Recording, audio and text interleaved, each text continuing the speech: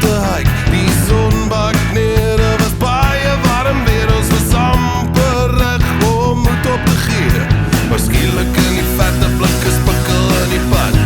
Kom vinnig nader, ja die ding het laat spat.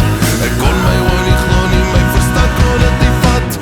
My God, Gerd is 'n nuwe soort Ossewa.